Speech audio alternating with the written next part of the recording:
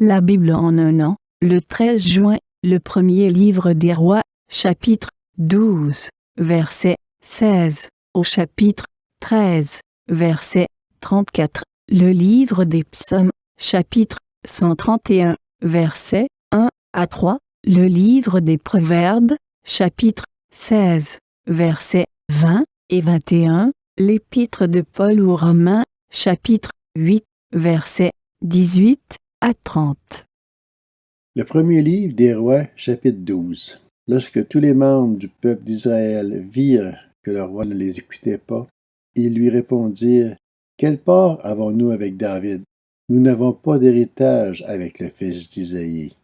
À tes tentes, Israël, maintenant, occupe-toi des tiens, David. Et Israël retourna dans ses tentes. Les Israélites qui habitaient les villes de Juda furent les seuls qui reconnurent Roboam comme roi. Alors le roi Roboam envoya Adoram, qui était proposé aux corvées, vers les Israélites, mais ils le lapidèrent et il mourut. Le roi Roboam s'empressa de monter sur un char pour se réfugier à Jérusalem. C'est ainsi qu'Israël s'est détaché de la famille de David jusqu'à aujourd'hui. Lorsqu'ils apprirent que Jéroboam était de retour, les Israélites le firent venir à leur assemblée et ils le proclamèrent roi sur tout Israël. Ils ne suivirent pas la famille de David, à la seule exception de la tribu de Juda. À son arrivée à Jérusalem, Roboam rassembla toute la communauté de Juda et la tribu de Benjamin, soit 180 000 hommes d'élite aptes à la guerre, pour qu'ils combattent contre la communauté d'Israël afin de la ramener sous sa domination, lui qui était le fils de Salomon. Mais la parole de Dieu fut adressée à Shemaiah, l'homme de Dieu, par la Roboam, le fils de Salomon et le roi de Juda, ainsi qu'à toute la communauté de Juda et de Benjamin, et au reste du peuple. Annonce-leur: Voici ce que dit l'Éternel. Ne montez pas faire la guerre à vos frères, les Israélites, que chacun de vous reparte chez lui, car c'est de moi que vient cette situation. Ils obéirent à la parole de l'Éternel et firent demi-tour, se conformant à la parole de l'Éternel. Jéroboam fortifia Sichen dans la région montagneuse d'Éphraïm, et il s'y installa. Puis il la quitta et construisit Pinuel. Jéroboam dit dans son cœur: La royauté pourrait bien désormais revenir à la famille de David. Si les membres de ce peuple montent à Jérusalem pour faire des sacrifices dans la maison de l'Éternel, leur cœur retournera à leur Seigneur, à Roboam, le roi de Juda. Ils me tueront alors et retourneront à Roboam, le roi de Juda. Après avoir demandé conseil, le roi fabriqua 2 veaux d'or et dit au peuple: Cela fait assez longtemps que vous montez à Jérusalem. Israël, voici tes dieux qui t'ont fait sortir d'Égypte. Il plaça l'un de ses veaux à Béthel et donna l'autre à Dan. Cela fut une cause de péché. Le peuple marcha devant l'un des veaux jusqu'à Dan. Jéroboam y établit un centre de haut lieu, et il institua des prêtres pris dans l'ensemble du peuple, qui ne faisaient pas partie des Lévites. Il instaura le 15e jour du 8e mois une fête pareille à celle qui se célébrait en Juda, et il offrit des sacrifices sur l'autel. Il agit de la même manière à Béthel, afin que l'on y offre des sacrifices aux veaux qu'il avait faits. Il y plaça les prêtres des hauts lieux qu'il avait institués. Le 15e jour du 8e mois, mois qu'il avait choisi de lui-même, il offrit des sacrifices sur l'autel qu'il avait érigé à Béthel. Il fit une fête pour les Israélites et monta sur l'autel pour brûler des parfums. Le premier livre des rois, chapitre 13. Or, un homme de Dieu arriva de Juda à Béthel, sur l'ordre de l'Éternel, pendant que Jéroboam se tenait près de l'autel pour brûler des parfums.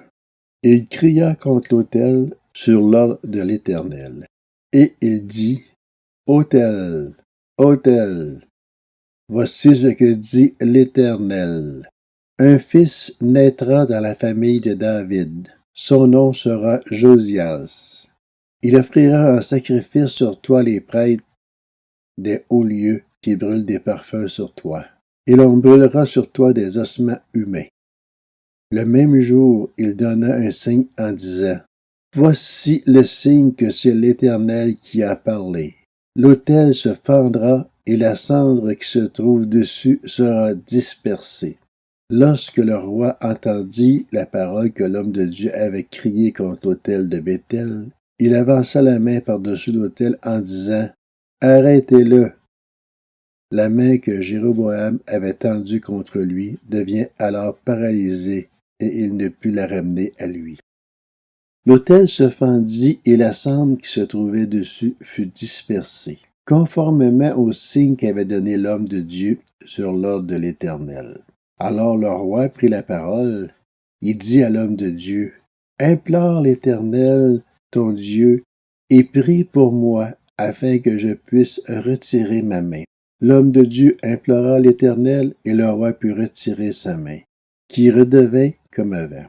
Le roi dit à l'homme de Dieu, Viens avec moi dans mon palais. Tu mangeras, et je te donnerai un cadeau. L'homme de Dieu répondit au roi, Même si tu me donnais la moitié de ton palais, je ne viendrai pas avec toi. Je ne mangerai rien, et je ne boirai rien à cet endroit. Car voici l'ordre qui m'a été donné dans une parole de l'Éternel. Tu ne mangeras rien, et tu ne boiras rien, et tu ne prendras pas à ton retour le même chemin qu'à l'aller. Et il repartit par un autre chemin. Il ne prit pas à son retour le chemin par lequel il était venu à Béthel. Or, il y avait un vieux prophète qui habitait à Béthel. Ses fils vinrent lui raconter tout ce que l'homme de Dieu avait fait à Béthel, ce jour-là, ainsi que les paroles qu'il avait dites au roi. Le récit terminé, leur père leur demanda « Par quel chemin est-il reparti ?» Ses fils avaient vu par quel chemin était reparti l'homme de Dieu venu de Juda. Il leur dit « Scellez-moi l'âne. » C'est ce qu'ils firent, et il monta dessus. Il partit à la poursuite de l'homme de Dieu et le trouva assis sur un térébinthe. Il lui dit, « Es-tu l'homme de Dieu venu de Juda? » Il répondit, « C'est bien moi. » Alors il lui demanda, « Viens avec moi à la maison, et tu mangeras un peu. » Mais l'homme de Dieu répondit, « Je ne peux ni revenir en arrière avec toi, ni entrer chez toi. Je ne mangerai rien et je ne boirai rien avec toi à cet endroit. Car il m'a été dit dans une parole de l'Éternel, tu ne mangeras rien et tu ne boiras rien là-bas, et tu ne prendras pas à ton retour le même chemin qu'à l'aller. » L'autre lui répliqua, Moi aussi, je suis un prophète comme toi. Et un ange m'a parlé de la part de l'Éternel. Il m'a dit, Ramène-le avec toi dans ta maison, et qu'il mange et boive. Il lui mentait. L'homme de Dieu revient en arrière avec lui, et il mangea et but dans sa maison. Ils étaient installés à la table, quand la parole de l'Éternel fut adressée au prophète qui l'avait ramené.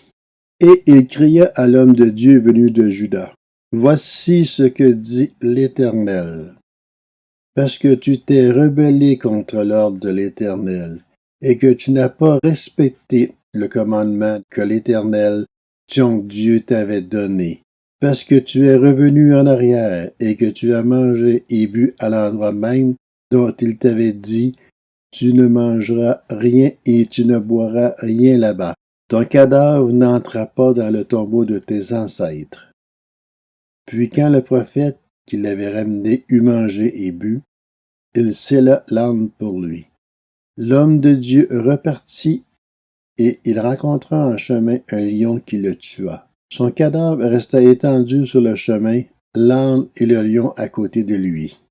Des voyageurs virent le cadavre étendu sur le chemin, avec le lion à côté de lui, et ils en parlèrent à leur arrivée dans la ville où habitait le vieux prophète.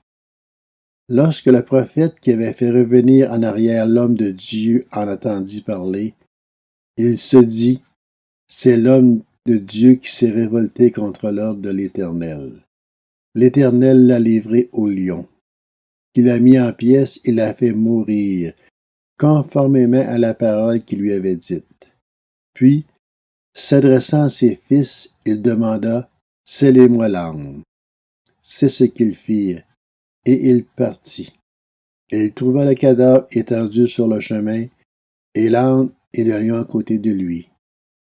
Le lion n'avait pas dévoré le cadavre, ni mis l'âne en pièces. Le vieux prophète souleva le cadavre de l'homme de Dieu, le déposa sur son âne et le ramena. Il retourna dans sa ville pour le pleurer et l'enterrer. Il déposa son cadavre dans son propre tombeau, et l'on pleura sur lui en disant « Quel malheur, mon frère! » Après l'avoir enterré, le vieux prophète dit à ses fils « Quand je serai mort, vous m'enterrerez dans le tombeau où est enterré l'homme de Dieu. Vous déposerez mes ossements à côté des siens. En effet, elle s'accomplira, la parole qu'il a criée sur l'ordre de l'Éternel, contre l'autel de Béthel et contre tous les centres des hauts lieux présents dans les villes de Samarie. » Même après cet événement, Jéroboam ne se détourna pas de sa mauvaise voie. Il continua à instituer des prêtres des hauts lieux, pris parmi l'ensemble du peuple. Celui qui en émettait le désir, il l'établissait dans la fonction de prêtre des hauts lieux. Cela fut une cause de péché pour la famille de Jéroboam, et c'est pour cela qu'elle a été exterminée et détruite de la surface de la terre. Le livre des Psaumes, chapitre 131. Chant des montées de David. Éternel, je n'ai pas un cœur orgueilleux, ni des regards hautains, et je ne m'engage pas dans des projets trop grands et trop élevés pour moi. Au contraire, je suis calme et tranquille, comme un enfant sevré qui se trouve avec sa mère. Je suis comme un enfant sevré. Israël, mets ton espoir en l'Éternel, dès maintenant et pour toujours. Le livre des Proverbes, chapitre 16. Celui qui se montre attentif à ce qui est dit trouve le bonheur, et celui qui se confie en l'Éternel est heureux. L'homme au cœur sage est appelé intelligent, et la douceur des lèvres augmente la force de persuasion. Épître aux Romains, chapitre 8. J'estime que les souffrances du moment présent ne sont pas dignes d'être comparées à la gloire qui va être révélée pour nous. De fait, la création attend avec un ardent désir la révélation des fils de Dieu. En effet, la création a été soumise à l'inconsistance, non de son propre gré, mais à cause de celui qui l'y a soumise. Toutefois, elle a l'espérance d'être aussi libérée de l'esclavage de la corruption pour prendre part à la glorieuse liberté des enfants de Dieu. Or, nous savons que, jusqu'à maintenant, la création tout entière soupire et souffre les douleurs de l'accouchement.